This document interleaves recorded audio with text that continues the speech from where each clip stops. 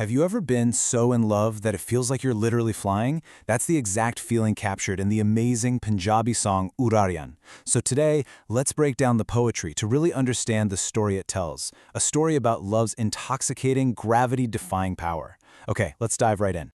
Right from the jump, the song hits you with this one powerful line that's basically its entire mission statement. I take flights in the sky of love. And look, this isn't just a pretty metaphor. It's the core experience, the central feeling that the singer is about to take us through. So to really get what's going on here, to feel that sensation, we got to look at two key Punjabi words. You can think of them as the engine that makes the whole song work. The first one, which is the title of the song, is Udarian. It literally translates to flights. And it perfectly captures that feeling of elation, That feeling of being totally weightless, soaring high above everything, completely untethered from the ground. All right, so what's causing these flights? Well, the song gives us the answer with another word, Kumarian.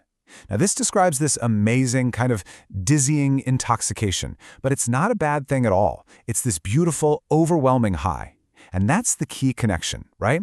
The intoxication from love is what gives the singer wings.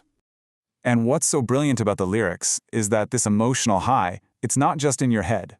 The song shows us how Udarian becomes a real physical feeling. It grounds that whole soaring idea right in the body. And they do it with this incredibly simple, direct line. My feet don't touch the ground. I mean, how perfect is that? It's the most straightforward way to say, I'm flying. It just brings this huge idea of flying right down to a feeling we can all actually imagine. And this feeling, it just sets off a whole chain reaction. The singer feels like millions of fountains of love are just flowing out of them. Nights are suddenly filled with sweet dreams. It's this totally overwhelming, all-consuming state where the world itself just seems to be overflowing with beauty and emotion. But where did all this come from? What was the spark? Well, the song zeroes in on one single, life-changing moment, basically the point of no return. The lyrics lay it out for us, almost like a step-by-step chain reaction. First, it all starts with a look. Someone looked at me with such eyes. Just that simple look triggers this unstoppable reaction, right? The heart just takes over. And that leads to the final step, surrender. A foot is placed on the path of love, and from that point on, you know the singer is no longer in control of their own journey. And once that surrender happens, it's not just the singer who's different. Their entire view of the world transforms.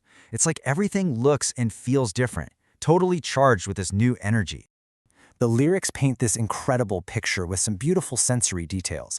The singer notices that the color of the flowers has become deeper, like someone turned up the saturation on the whole world. And it's not just what they see. There's a new feel to reality. The water of love has drenched the petals.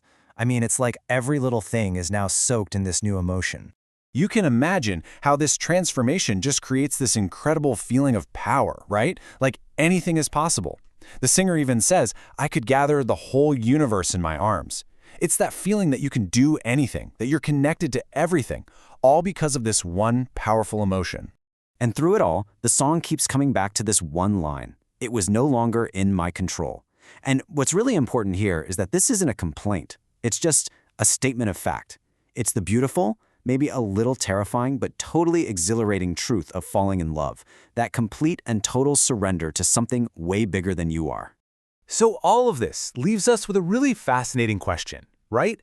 The poetry in Udarian doesn't see this loss of control as a weakness. No, it's the very thing that lets you fly.